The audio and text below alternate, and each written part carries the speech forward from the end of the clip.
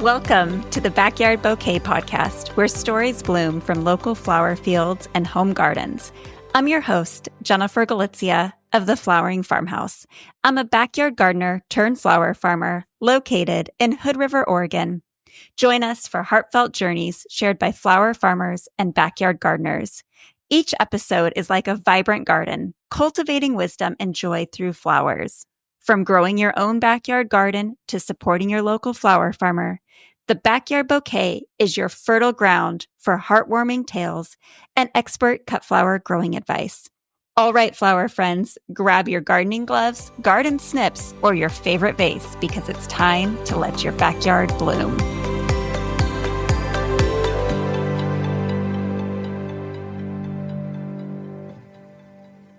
Hey, flower friends, it's your friend Jennifer here, welcoming you back to another episode of the Backyard Bouquet Podcast. Today, I want to share a little secret that helps me bloom, not just in my garden, but in my personal life too.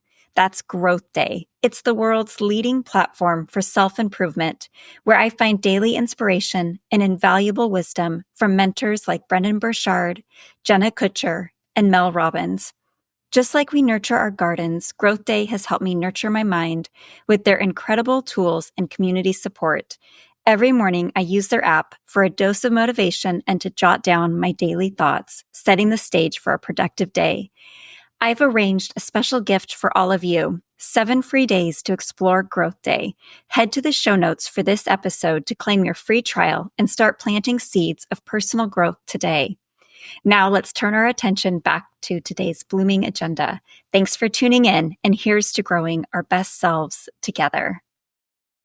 Today we're joined by Deanna Kitchen, the heart and soul behind Twig and Vine Farm and the founder of the Growing Kindness Project. Deanna's journey from a tiny town to founding a movement centered around flowers and acts of kindness illustrates her deep-rooted belief in the transformative power of community and connection. Operating from her family's farm north of Seattle, where dahlias bloom alongside tree forts and chicken coops, Deanna and her family embody the spirit of hospitality and generosity. Through the Growing Kindness Project, she extends this warmth even further, using flowers as a medium to spread kindness and joy.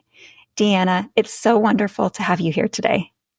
Thank you so much, Jennifer. It's an honor to get to visit with you today. Well, I'm looking forward to hearing your story.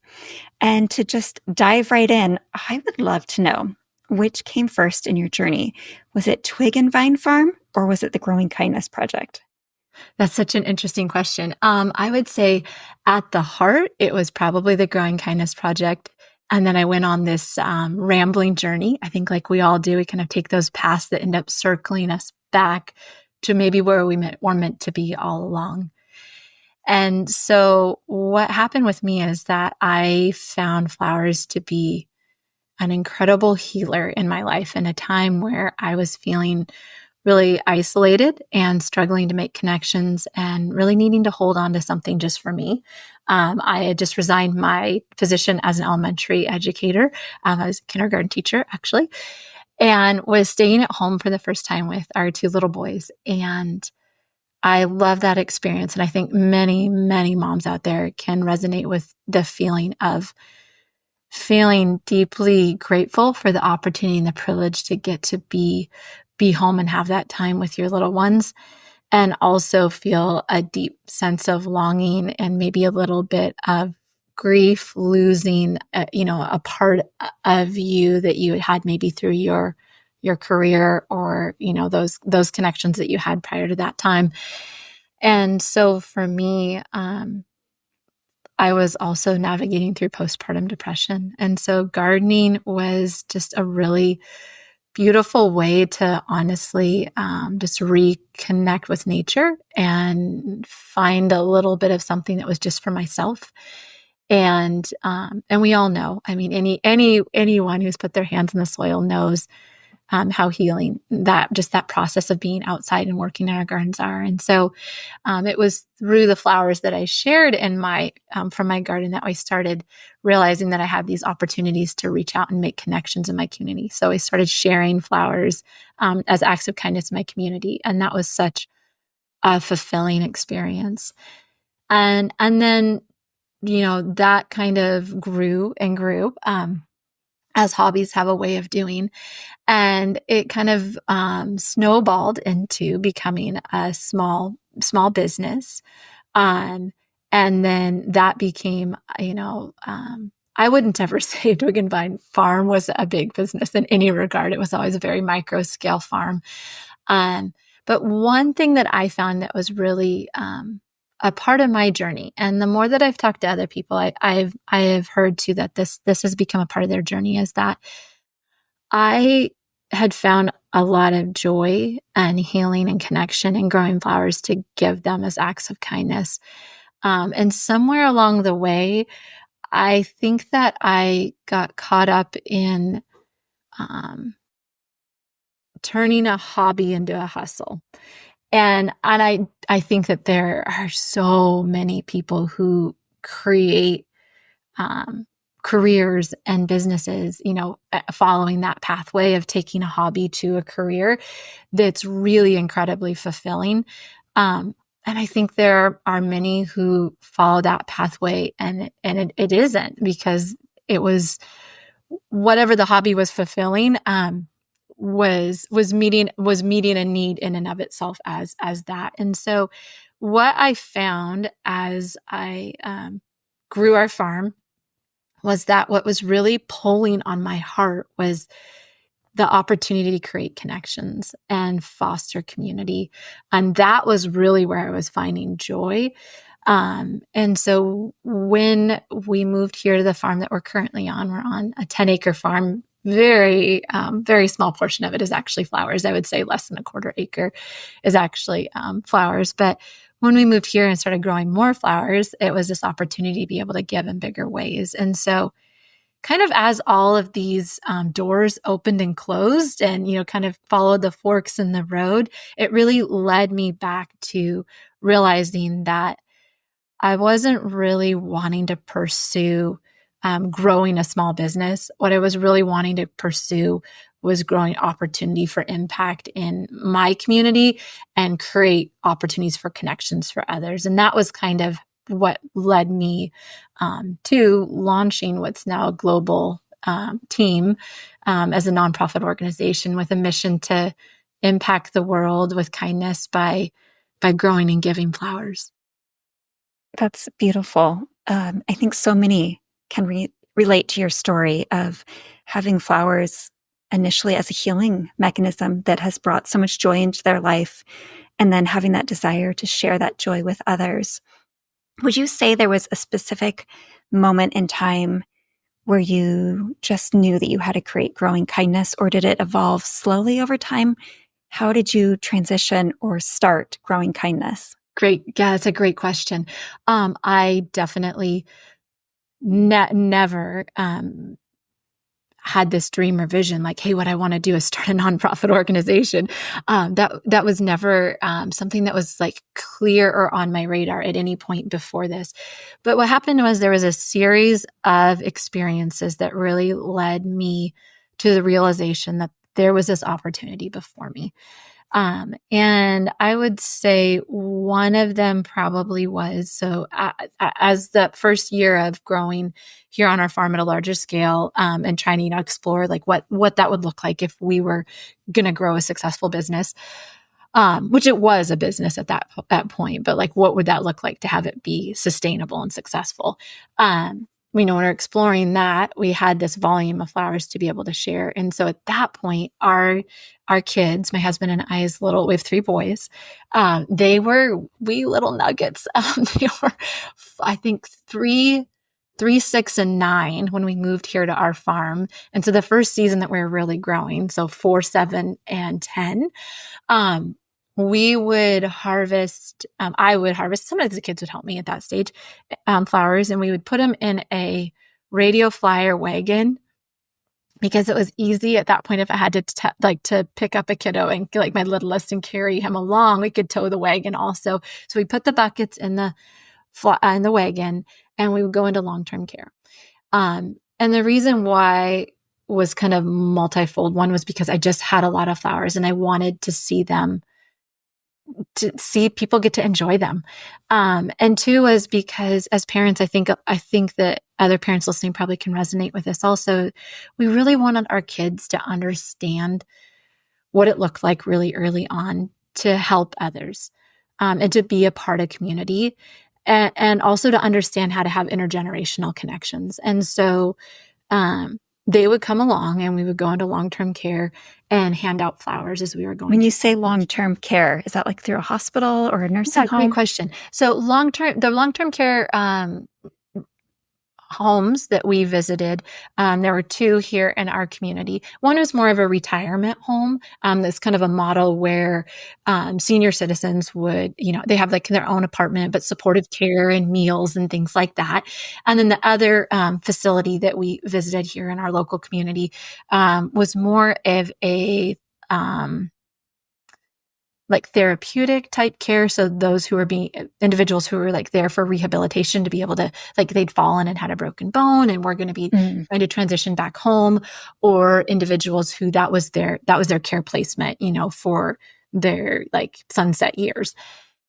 And so, one of the experiences that happened, so we would try to go weekly as much as possible. And one of the things that happened that really, I think there was, like I said, it kind of was this, the little forks in the road keep happening and the signs keep being revealed. And one of them was that we would typically go, when we went to the retirement home, we would go at mealtime, because everyone would come down to kind of a central dining hall. And it gave us an opportunity to connect with a lot of people all at once. So it was a little bit easier than trying to shuttle up and down hallways.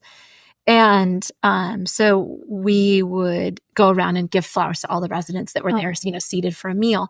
And oftentimes there would be guests that were there with them. So like children or grandchildren that were there to visit.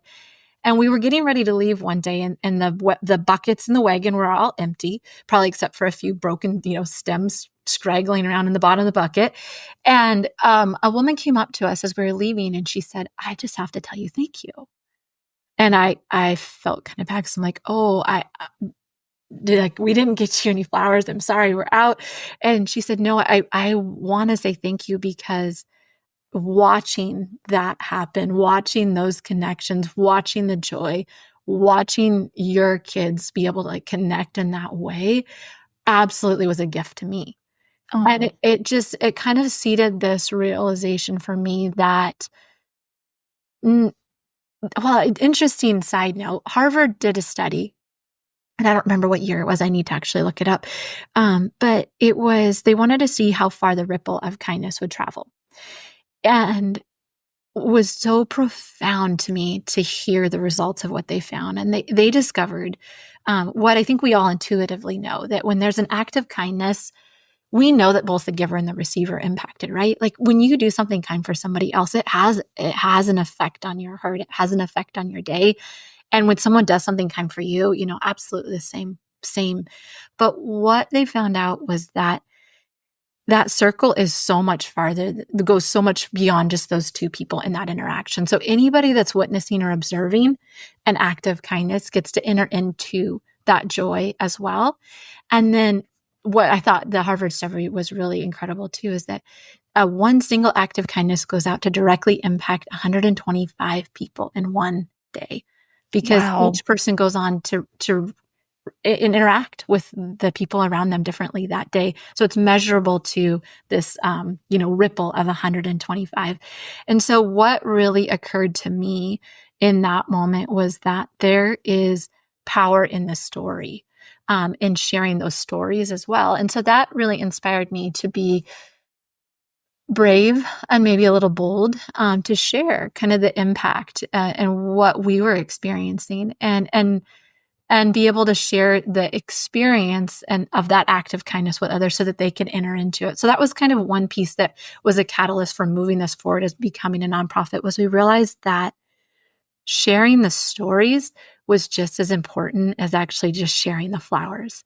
Mm-hmm. And so that's been one thing that's been really important as we've grown as a nonprofit organization, is to be the keepers of these stories and to amplify them out and share them with others, because all of those just little drops in the pond create these ripples of kindness that just continue to move out and inspire other people to act in kindness. So that was one of the things that was kind of a pause for me, like a sign in the road, if you will, like, hey, maybe think about this a little bit more and ways that you could help more people through this.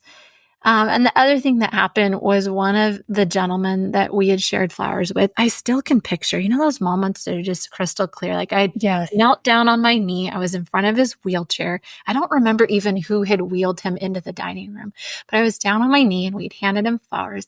And he said, we talked for a bit. And then he said, well, I just wish that everybody like me, and he was referring to people, in long-term care resident situations, could get to have this. And that kind of filed away in the back of my mind and kind of seeded. I think that was the seed of this idea of we're only one little family and we only have so many flowers that we can grow and we only have so much time and energy and capacity. Like we can only reach geographically, in our local community and as far as our little radio flyer wagon would go. But like, what if we could help other people be inspired and equipped to do this same thing? And that's really kind of where the wheels started spinning for me. And so that first year after I grew my first, I would say, really grew dahlias. And it was a great year, super productive, great hold rates. I was standing in the barn dividing dahlia tubers and kind of looking at, the feeling, if you've divided dahlia tubers, it's just like Christmas. It's such a joyful feeling, looking at these little piles on the table and just picturing the ways that they have, celebrating the ways they've multiplied, but picturing the ways they could continue to multiply. And this thought just dawned on me that this is it. This is the key for how I can help other people do what we're doing. And so that year, do you ever look back at things you did and you're like, well, that was gutsy, glad that worked out. But we just opened up our farm and we put out in our local community that anybody who would want to make a commitment to growing and giving flowers as an act of kindness could come up to the farm and we would gift them dahlia tubers to help them be able to do that. And so we had, I don't remember the exact count, but it was almost 100 people come. Oh my goodness. And get dahlia tubers and go home. Just in your small town. Yes. Yeah. And and I wouldn't say, actually it was really beautiful because there were people, the power of social media, that was when we were really active as a family, on Twig and Vine on our family social media. And so we had people from, Bellingham and Seattle and, kind of where it wasn't too far of a drive to come off. But you weren't shipping them. It came to us. And I think again, I think we all are desperately longing for connection, right? Yes. And I think that COVID taught us that more than anything, that we need connection. It is a vital part of who we are. And so, for me especially, that's always just been something that I don't know if it's because of the way I grew up. I grew up in a one stoplight town where everybody knows everybody. Ironically, not the tiny town I'm in now, but this deep sense of connection has always been a real, just a key part of who I am. And so this, opportunity to connect with all these people that day was so joyful. And we still have people who will reach out to me each spring and say, hey, guess what? I gifted dahlia tubers to X amount of people and I'm still growing and giving flowers in kindness. And so it was just this catalyst of this idea that what if we could help more people do this? We are all longing for connection. We are all starving for more kindness. So the Surgeon General announced last May that we are experiencing an epidemic of loneliness, which is statistically, measurably, medically is more significant and more concerning than any other disease that we are facing, as a society. And it's connection is such a part of who we are and it's what we need. And flowers are just such a simple way to be able to have a tool that's the catalyst to create that. So kind of what unfolded from there was that we'd send all these dahlia tubers out into the world. And pretty soon people are asking me like, well, now what? What do I do? When do I do this? What do I do? And so we realized that it was one thing to give people with the resource to help them, but it didn't actually give them the confidence and the skills they needed to be able to be successful in growing them and also to feel empowered and inspired, in being able to do that. And so at that point, we created a digital resource so that anybody could download it with just basic growing information. But alongside of that, simple, helpful tips and insights on how to get out in your community and give flowers and how to use those as catalysts to create meaningful connections. And from there, I feel like, the parts of the people's story were like, and from there, the rest is history, which it isn't at all. But it really, that was really where the project really launched and where I began to see the opportunity to help people on a bigger scale. And so it was shortly after that we began to pursue a 501c3 status as a nonprofit organization. The reason why we decided to pursue becoming a nonprofit organization was it created so much more opportunity for impact. One of the lessons that I've been learning loudly and over again is that when we invite people to join us and when we ask people for help, the opportunity for connection and growth and impact just multiplies exponentially. So that was really a big catalyst for becoming a nonprofit organization. The other reality that I was facing was that those first years we were taking all of the profit from our farm and funneling it towards sustaining and growing the mission. And it worked for a while, but it wasn't sustainable in any way. Not only for me, I didn't have the energy and the time and the skills and the capacity, to pour all of this into the farm to fund the nonprofit. But it also wasn't scalable. So really quickly as the organization grew, by hundreds, then by thousands of team members, it wasn't a sustainable model. And so by being able to invite people in to come alongside us and help support and sponsor and donate towards running the organization and supporting the mission, we've been able to reach and impact even more people. Well, what's so neat is that here you are with this nonprofit that is about spreading connection and community. And what a better vessel than flowers. Flowers are this universal connector. I mean, I haven't met a single person that doesn't have a story about flowers. Everyone has a connection to flowers. And it's almost like this universal connector that if you start talking about flowers with someone, you can go up to an old man on the street or a little kid. That little kid will grab that flower and they'll be like, oh, my mommy has something in her garden. Or a gentleman will be like, oh, my wife used to grow roses. Or I had a neighbor, her husband grew roses and they had a rose garden, and everyone has that connection, and you pull those connections together and you're creating something really powerful here. I love that.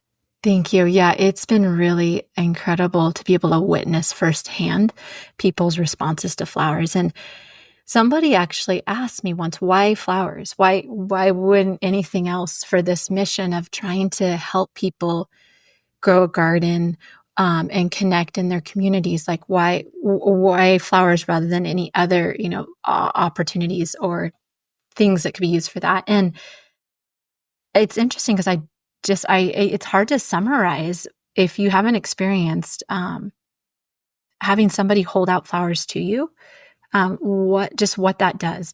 The other thing that, like you said, everybody connects with flowers. I've never, funny story. A friend and I were just talking the other day. We're like, how many people do you know that have a flower tattoo? That it's such a significant and meaningful part of their story, of their experience, of their hopes, of their dreams, that they have it permanently on their body. Like, it's a lot. Like, I know a lot of people with flower tattoos, but I don't really know anybody with like a zucchini or a tomato tattoo. Like, No. flowers connect with us in a really emotional way. Yes. And I think that that's why it opens doors. You know, we say over and over again, it's not about the flowers. It's about using the flowers as this catalyst to open doors to connection. And one of the things that I love, and it was my personal experience, and I've watched it over and over again happen with our team members, is that when you're holding flowers in your hand, it gives you this kind of boost of confidence and a sense of purpose. Like, I'm bringing these to you. And it feels maybe a little less crazy than just walking into a space or walking up to a person and saying, I just want to connect with you today. You know, I just want to have a human experience. You know, even that's just a shared smile. When we have flowers in our hands, they become the catalyst that opens the door for that connection. And we have one team member who, her story just continues to inspire me daily, who has overcome a debilitating anxiety disorder by taking flowers with her. She Wow. says, when I have flowers in my hand, I feel brave. It's the icebreaker that brings her into connection and interaction with other people. And without them, it feels a lot scarier. And so I think we all can enter in to understanding that feeling just a little bit. I mean, you know, what was it? I mean, we would have been over 10 years ago that, you know, first taking those flowers into long-term care. If I would have just walked into long-term care with nothing in my hands and said, I just want to show up and be here, it would have felt a lot harder to do. But with flowers in your hands, it kind of gives you this courage to be able to reach out and start the connection. And like you said, it's a gift that always is received. And it's a gift that always brings about an emotional response or a really personal story. It's just really hard to be even able to summarize the power and beauty and impact that we can have when we use flowers to reach out to others. Yes, I agree. Sometimes I actually almost feel selfish because I feel like I'm getting so much out of the act of giving that I'm like, is this selfish? But I'm like, no, I'm feeding my soul and I'm feeding their souls because you gain so much Yes, in return also. I could not agree more. Anne Frank once said, we never grow poor by giving. Mm. And that has been something that I've held on to really tightly, even as we've started this nonprofit, because nobody ever says starting a nonprofit organization is going to be easy. Like, no one even tells you like, oh, no problem. That'll be easy. And it's not, but I think anything that it's going to have impact and going to change lives and is going to hopefully create ripples of kindness in the world that continue, you know, for years and years is going to be a challenging experience. And so that quote has been something personally I've held to, that like the what we give always it is returned to us in some form of kindness. And maybe that's now and maybe that's years and years down the road, but I'm thankful for that beauty of just selfless giving. It's almost like you said, it almost sometimes feels selfish because we receive so much in return for it. And we have heard from our team members story after story, experience after experience, that giving flowers to other people been a part of their healing journey. Mm-hmm.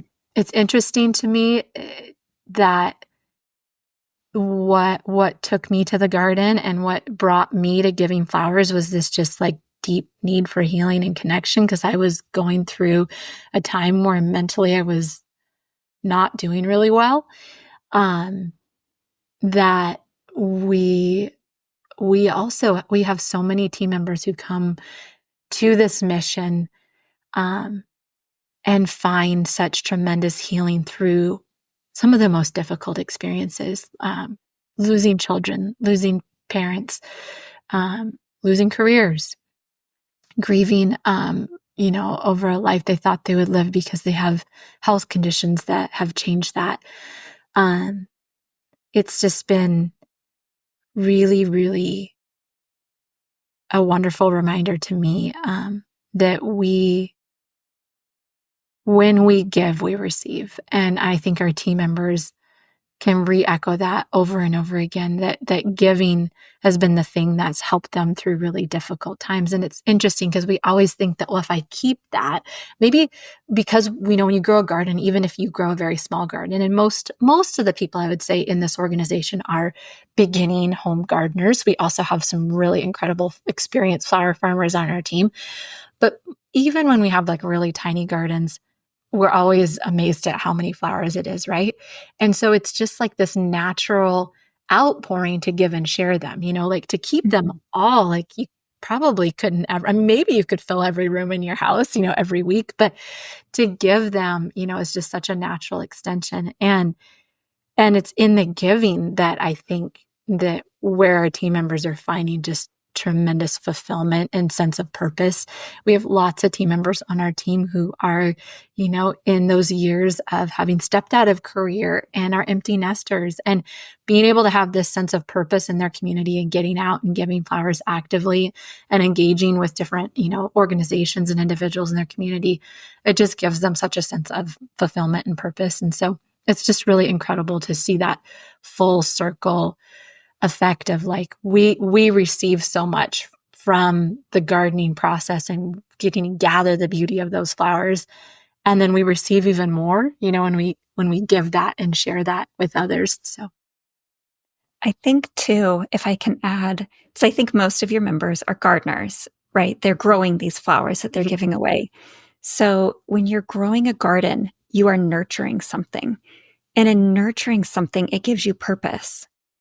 And when you have a purpose, I think you have more confidence and you feel more alive. You feel like you have a reason for being here. mm-hmm. And so when you have that purpose, it allows you to give also, versus if you're in a really dark place, it's hard to give of yourself because you're so focused on just trying to survive that moment. But if you have a purpose, all of a sudden you're able to give more. At least that's how it's been for me, is when I find myself with a purpose of something that I'm working towards, I just feel alive and I feel like I can give more of myself to others. And I think the garden does that for us. I couldn't agree more.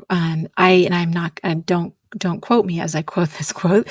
But it's something about when it goes kind of the effect of when you don't know what to do for yourself, do something for someone else. And I think that being able to just extend that act of, being able to grow a garden, but then to give, like it does something for us. So when you decided to make this nonprofit, how did you get people to join the Growing Kindness Project? How did it get off the ground? You were giving away flowers, but how did you create this movement? Yes. Well, it's so interesting because I've really stepped away from social media personally here.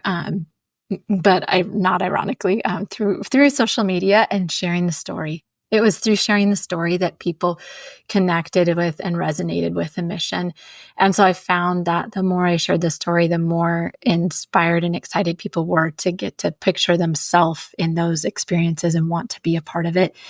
And so we started off the first few years with just inviting an ambassador team, and our ambassador team received dahlia tubers and growing resources, and then workshops helped them grow, and then also training on how to get out in their community and help spread the message of our mission. And then really quickly realized that like there were so many more opportunities to support more people. And so that's when we opened our Growing Kindness Gardener team and invited people in there. I would say that oftentimes people still connect to our mission through social media. We've also had the privilege of being guests on really wonderful podcasts, just like yours here, to get to kind of reach a broader audience. And then really, especially just organically, we have so many people on our team who have a friend who came and became a part of the mission, either as an ambassador or gardener. And, their friends, they watched their friends and the experience they were having. And just like, I want to be a part of that. I want to be, locked arms with these really kind-hearted women who are on this mission to spread kindness. And so a lot of it has been organic. Gotcha. Thank you for that explanation. So you have two tiers. You have a level of ambassadors that represent the Growing Kindness Project.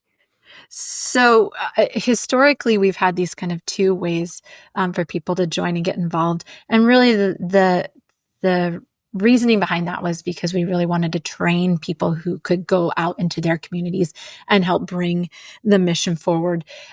Right now, as the project grows, we're just about ready to celebrate our 5th anniversary, which is congratulations. That 5 years has gone fast.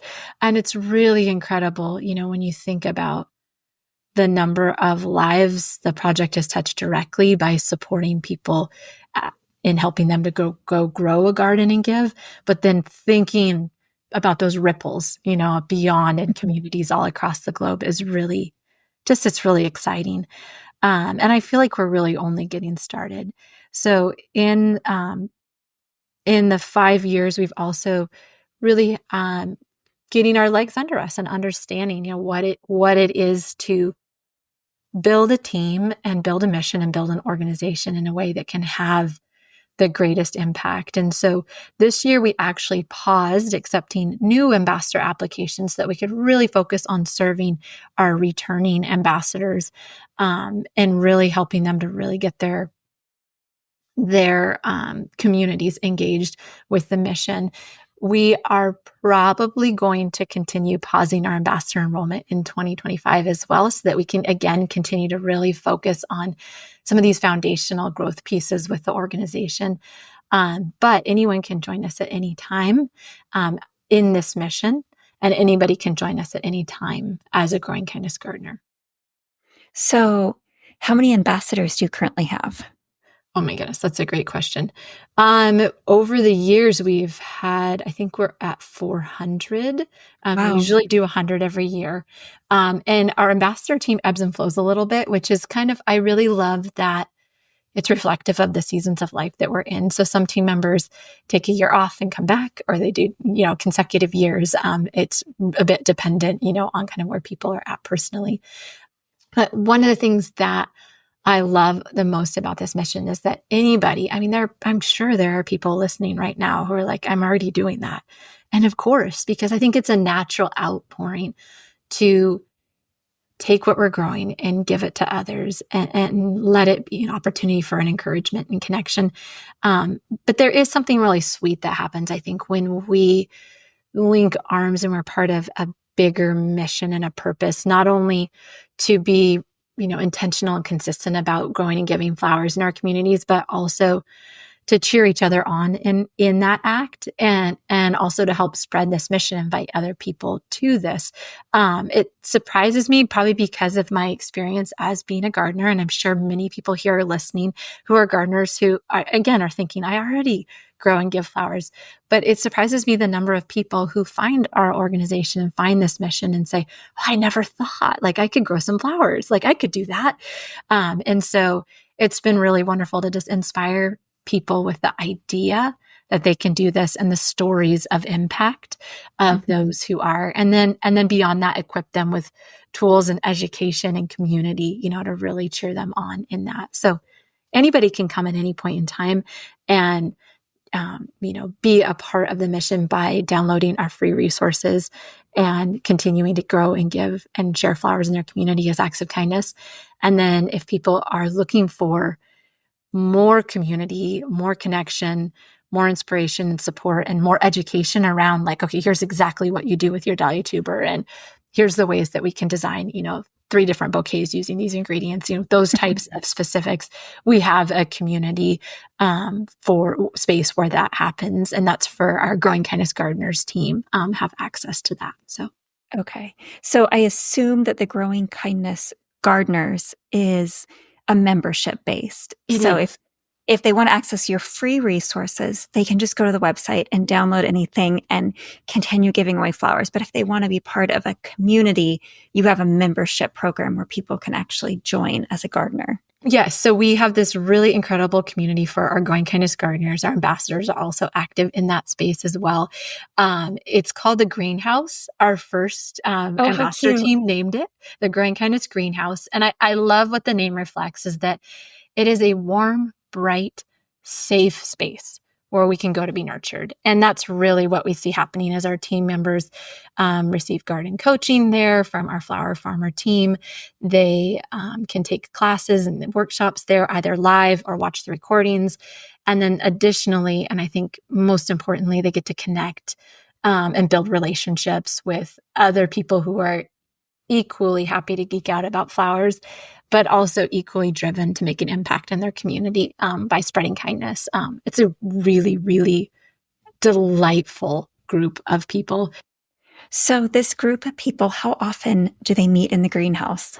The great thing is it's a private off social media format. So I think right now, especially, I don't know when this will air, but right now we're right in the middle of the thick of elections, and goodness, you can get on social media and it's not a very uplifting or encouraging place. And so we love that it's off social media and for that, just to be able to not have the noise and the distraction. We bring in live coaching monthly. So we have coaching sessions with our flower farming team. We have an incredible program coordinator there, Chelsea Willis, who's Sweet Delilah Farm, who supports our team each week. So as team members get stuck with things, they come and bring their questions and they get almost immediate answers there and support with that. And then we have monthly coaching, and then we have a monthly live class where our team members join. And then we also have really cool opportunities just for connection and hanging out, meeting new people. Like we host book clubs and regional meetups, things like that, just to build connection and foster relationship. I love that. That sounds amazing. How many people are in the greenhouse? Do you know? I'm putting you on the spot here. I know I'm the worst about knowing numbers because I don't watch our analytics like I should. This has also been the hardest part is I am not a systems data person. Like I need someone doing those pieces. I think there's over 300 people right now in that space. So that's quite a community that can engage with one another. And it sounds like it's a global community. It is. I would say predominantly at this time, we're Northern Hemisphere, North America. I would say predominantly we're North America. But yes, we also have global team members in there as well. Awesome. Thank you for sharing about that. So how do you see the future of Growing Kindness evolving? I have so many hopes and dreams for the direction that Growing Kindness is going to grow. My kind of pie in the sky dream for Growing Kindness is that there's a Growing Kindness garden in every community across the world. And I think that is an achievable goal. I think that we saw the beginnings of this idea of citizens being inspired to create impact and change by growing a small backyard garden and the victory gardens during the World War years. Like, I think that it is powerful because it's so simple. And so our very long-term big goal is to be able to do that so that every community gets to experience the joy of giving and receiving flowers and kindness and gets to experience the stories and the connection that go along with those. Is this something you envision that would be like a backyard gardener signing up to be part of the Growing Kindness Project and giving their flowers to the community? Or is this a spot that you envision people coming to in person in each community? That's a great question. I actually have hopes that we can provide both of those, whether it's a community garden or an individual's garden. Both have such power and opportunity for growth. Growing Kindness community gardens are something that we envision in our future. We're just going to need to be able to bring the right partners alongside of us who want to help bring that to fruition. Sure. I, I quote Arthur Ashe often in our community. It's easy for me to share, it's easier to teach than to practice. But one of the things that he says is start where you are, use what you have, and do what you can. And I love that this mission, this organization has gained such traction because it invites people into doing just that. And so right now, our focus has been being able to grow by helping individuals grow their own garden in the space that they have available, just to use what you have. And as we grow, we hope to be able to reach into being able to bring community garden spaces to more, communities throughout. Obviously, we'll first probably be the US and then beyond. That's exciting. Now, I assume that will require some larger support of the organization. Is that correct? It really is. And one thing, it's interesting, we were just talking about before we hit record about how the bravery that it takes to make an ask. Yes. And that's a lesson I've been learning over and over again and have been so humbled and so inspired in, is that when we can extend an ask, it allows people to have an opportunity to help. And just like we know that it gives us equal joy to be able to hand those flowers to somebody, just as it does to be able to receive them, getting to be a part of the giving and the bringing something to fruition by supporting it, whether that is with your time or your talent or your resources, brings equal joy into our lives also. And so we're, I am learning. And when I say we, it's this kind of interesting dynamic right now. I'm sitting in my bedroom. It's not like we have a growing kindness headquarters with a corporate, team with an executive director. Like, this is very much a grassroots movement. The we is all the people who've come to it and poured into it. So the we is every team member who's growing and giving flowers in their community. The we is everyone who's come along behind the scenes administratively to help make the bells and whistles work, on systems. It's this greater group and community. I can probably single-handedly say I am learning to be bold in making the asks as a spokesperson and as a founder of this organization. That is something that I am growing in and learning that there's that in not asking, the answer is always going to be no. And so we're learning along the way to be able to ask for support so that we can provide community education. Because one thing that we do that's really important part of our organization, as I was saying, a lot of people who come to this mission are coming from a place of really deep need. They've either experienced significant loss or health struggles, but they have it's so beautiful to me that even in spite of that, or because of that, they have this deep desire to want to give and to create more kindness in their life and in their community. And so one of the things that is really important to us as an organization, two things, is that we always have kept our Growing Kindness Gardener membership very, very affordable. And that's been through the support of donors and sponsors that we've been able to do that, to really be able to equip the givers with the education and the inspiration, the tools they need to be able to really get out and confidently give in their community. And the other thing that we've done is through the support of sponsors and donors, been able to provide scholarships that allow people who can't enter into, that more affordable, accessible price point for the membership, whatever the life experiences are that are making that challenging, that we can provide them with a membership through a scholarship to be able to support them with the community and the resources that they need. That's great. Thank you for sharing that. I started my flower journey by growing flowers in my backyard. I grew up around flowers. I always loved flowers. I always knew that when I was an adult and I owned a house, I was going to have a garden. So my first house with a yard here in Hood River with my husband, I went to Costco and I bought like 64 dahlia tubers. I've seen them grown before, but I'd never grown them myself. put them in the ground, and I had so many flowers. And I didn't know about the Growing Kindness Project. This was over 10 years ago now, so probably before you were officially founded. And I would collect all of my old vases. I would go to the dollar store and buy vases. And I loved just leaving random bouquets on people's doors. And people started after a while, like saying, "Hey, Jen, do you think I could buy some flowers from you?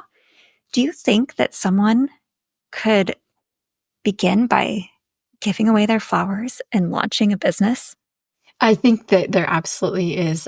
There are people who have, I mean, honestly, in a way, that's how I started my business, is this piece of, just kind of getting your feet underneath you, and giving freely. I think that it kind of comes back to that earlier conversation too, is that I think that pathway leads forward differently for different people. So, for me, I followed that pathway of beginning with a hobby and then turning it into a business, and realizing that actually the things that I was trying to achieve and the things that I was seeking in my life were more closely aligned with leading this nonprofit organization and helping other people through flowers. And so that was the pathway that I took. Whereas there are many people, like your experience, that's how it started, is giving flowers. And then the fork in the road led down to having a profitable business. I think that the interesting thing is, and maybe this is a real hot button topic in the floral industry, is that I think there is still room for both. And I think both Yes. can be done well. And I think both can be done sustainably. I'm sure you, as a productive, profitable flower farmer, still reach out in your community and have opportunities where you give flowers where there's a need or where your heart feels pulled. And you do it generously and freely with no strings attached, simply because you want to give. And I think that that's not only sustainable and supportable for us personally, but I think it is for our businesses as well. I think that the danger zone that when we get into is when we're trying to maybe kind of do both things. And what I mean by that is that either the intention isn't pure, when people are giving with strings attached, so that it's not an altruistic act, it's a marketing tool. And marketing tools are marketing tools. Like, certainly, like they have their place. But when you're trying to reach out to a lonely widow, or, give to the women's shelter, or, those opportunities, it's a beautiful opportunity if you are a for-profit flower farm or flower business, to be able to give freely and also to be known in your community for your care for your community.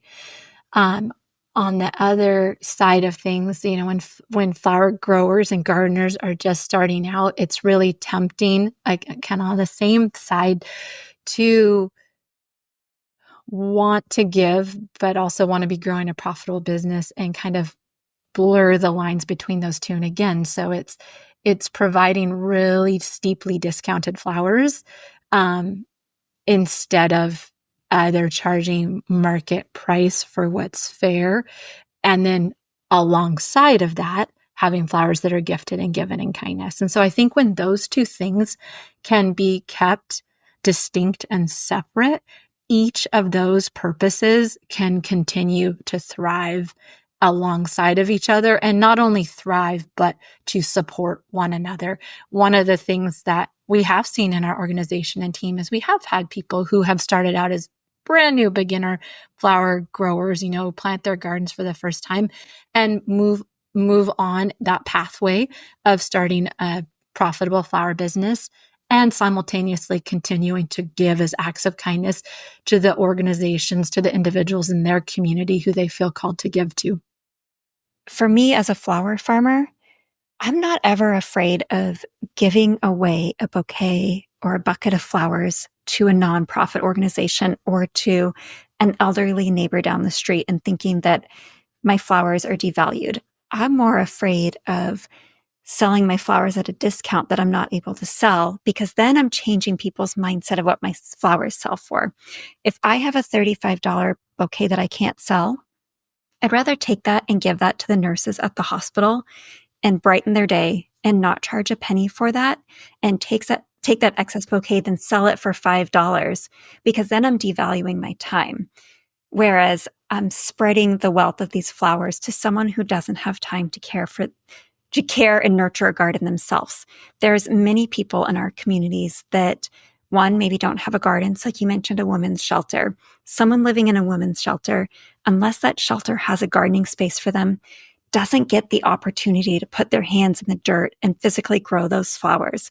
What so many of us, especially probably listening to this podcast, don't necessarily think about on a daily basis. And it never registered with me because I've always grown up with flowers. Flowers are a luxury to so many people. I've never thought of flowers as a luxury because I can go buy a $2 seed packet and I can put them in the ground and I can grow them and I can cut my own flowers. But for a lot of people that don't have that knowledge or the skill or the ability to grow their own flowers, to buy a beautiful bouquet of dahlias at the grocery store or at the florist might not be attainable to them. And those are the people in your community, whether it's that nonprofit worker or that hospital worker who's overworked.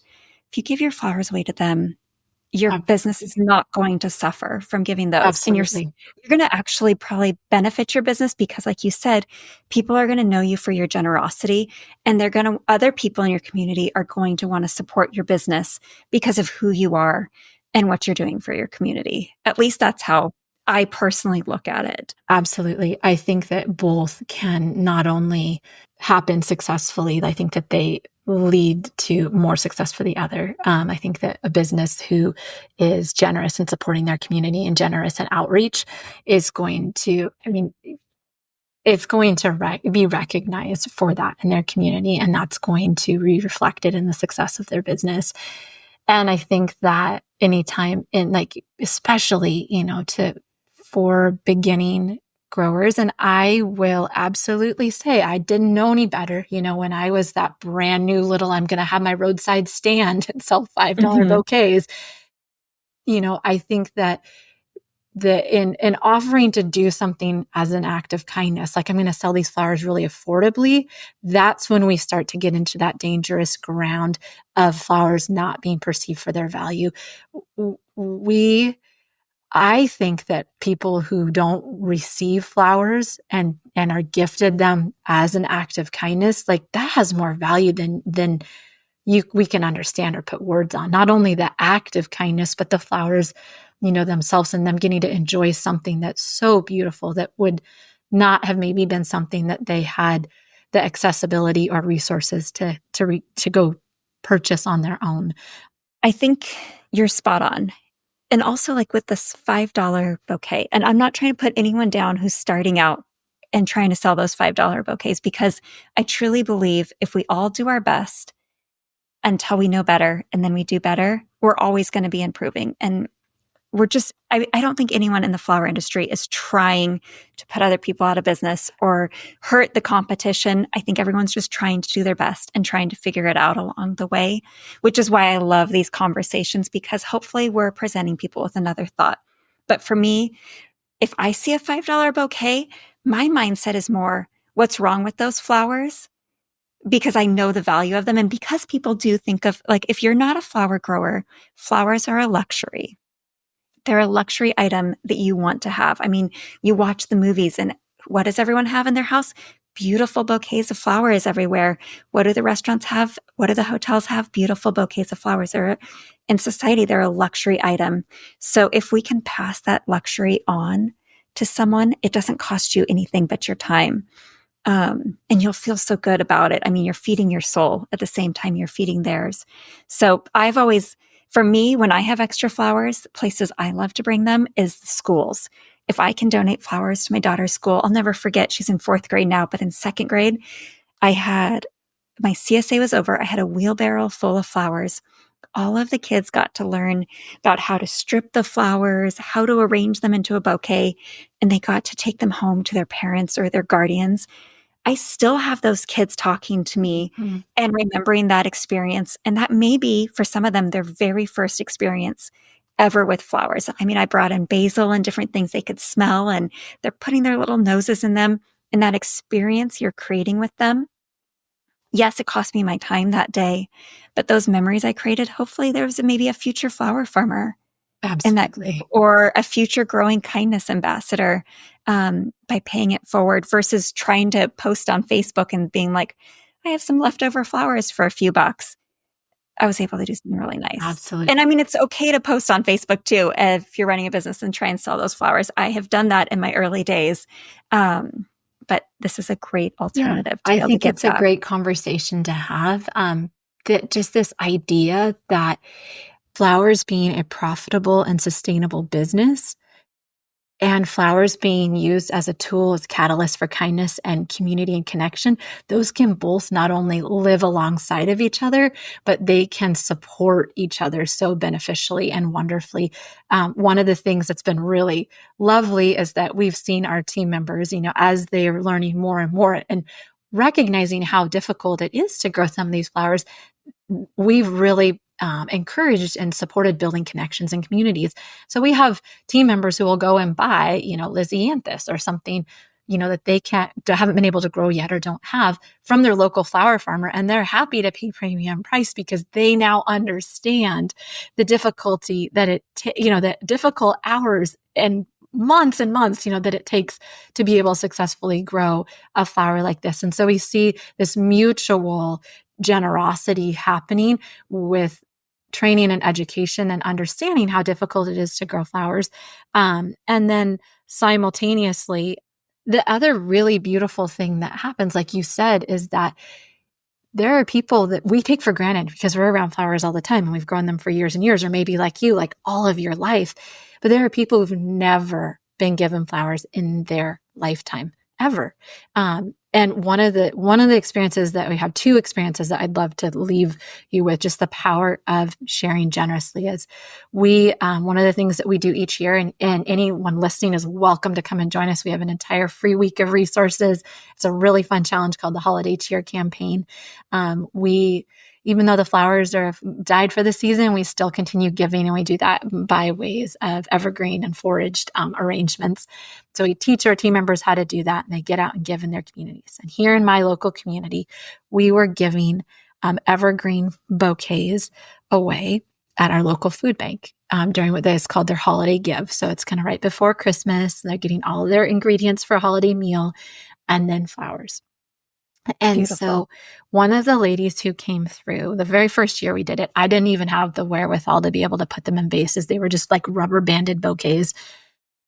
She came through and with tears in her eyes said, I've been saving a vase. This is an elderly, like our grandmother's age woman, mind you, with tears in her eyes said, I have been saving a vase under my sink for someday if somebody ever gave me flowers. She'd never been given flowers in her lifetime.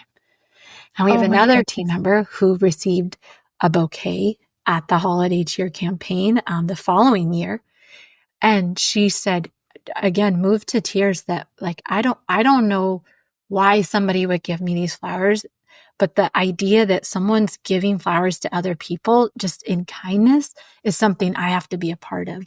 And so she came, and because of that bouquet that she received, joined the team, learned how to grow a garden for the first time. This is actually the lovely lady I was telling you about who navigated through an anxiety disorder by learning how to grow and give flowers. And she now has gifted flowers in her community. I think she's on her 4th or 5th year, and navigated through some really tough, seasons of life through the joy of growing and giving. And so we just have such power and opportunity to share. I mean, like, what's the quote that says, like, to who much has been given, like much is expected. Like we have, I'm not quoting anything correctly today, but this idea of when we have this abundance, like we have privilege and opportunity to share it. Or maybe we don't have abundance. Maybe we have a flower pot of daisies on our patio. Like we still can give from that and share it, and it will have an impact, and it will have a ripple that travels out farther than we could ever know. Yes. Beautiful. And sometimes you don't even know the impact you're having on someone's life. And you may not ever know, but you're planting a seed, literally, in someone's life that could bloom further down the line and have a really lasting impact. So I applaud you for what you are doing with your team. We have covered a lot today. Is there anything I haven't asked you today that you would like to share with our listeners? I think probably just how I can encourage them to come and get involved with and join the team and be a part of this with us. And we've talked a little bit about that we have free resources available on our website. We would love for people to access those. We have some really great, simple ideas of ways that you can give in your community, some insights and information, things we've gathered and gleaned over the years of giving to different organizations, different facilities, things you need to know, as you're approaching, giving in those places. We have all that housed for you in our growing guide. So it's a free resource available to anyone on the team. The other thing, I know we have lots of flower farmers listening. The other thing that I'd love to share with you is a tool that helps take out any question about intention and purpose when you're gifting flowers in your community. We found out really early on the only time people would not receive flowers when we were giving them was when it wasn't clear that it was given with no strings attached. Sadly, we live in a society where that's not really the norm anymore. And so people often question, like, what's the string attached? And so we have a free tool available on our website, again, under the free resources. That's our Growing Kindness Bouquet tags that make it really clear that the flowers are grown and shared in kindness with no expectation of a return, just the hope that they'll brighten the person's day. That's been really a powerful tool for being able to clarify purpose in giving, and also to be able to link people back to this mission. Like I said, we've had many people who've come and joined us in growing and giving flowers because they were first gifted flowers with a bouquet tag on them that brought them to the Growing Kindness mission. So those are two free resources that I'd love for your team to be able to tap into and check out if they'd love to. And then again, we're hosting I don't remember what annual it is, years of hosting the Holiday Cheer campaign. And that's a program that anybody can join us in. And it's available on our website also. They get live floral design classes, all kinds of really great resources to help them get out in their communities, even when the flowers have passed. In the holiday season, when I think we're all especially feeling keenly aware of our need for connection and spreading kindness, and be able to join us in gifting center or evergreen arrangements in their communities. Perfect. Well, how can people find your website? We are growingkindnessproject.org. I will put a link in our show notes today with your website, and that's where they can find all of your resources as well. Is that correct? That's correct. And that's also where they could join if they wanted to become a member of the greenhouse. Absolutely. Well, it has been such an honor to chat with you. Thank you for spreading so much kindness. Your ripples are going further than you can probably ever even imagine. So thank you for taking the time to be here today. And we wish you lots of success as you continue to grow the Growing Kindness Project. Thank you, Jennifer. It's been an honor to be here with you today. Such a pleasure. Thank you for joining us. Have a great day. As we wrap up today's episode, remember to visit the show notes for a special gift, a free 7-day trial to Growth Day. Just like we tend to our gardens, Growth Day can help you tend to your own personal growth, providing tools and teachings from the top motivational experts. Grab this chance to nurture your own garden of potential. Thanks for listening and keep blooming beautifully. See you next time. Thank you, flower friends, for joining us on another episode of the Backyard Bouquet. I hope you've enjoyed the inspiring stories and valuable gardening insights we've shared today. Whether you're cultivating your own backyard blooms or supporting your local flower farmer, you're contributing to the local flower movement, and we're so happy to have you growing with us. If you'd like to stay connected and continue this blossoming journey with local flowers, don't forget to subscribe to the Backyard Bouquet Podcast. I'd be so grateful if you would take a moment to leave us a review of this episode. And finally, please share this episode with your garden friends. Until next time, keep growing, keep blooming, and remember that every bouquet starts right here in the backyard.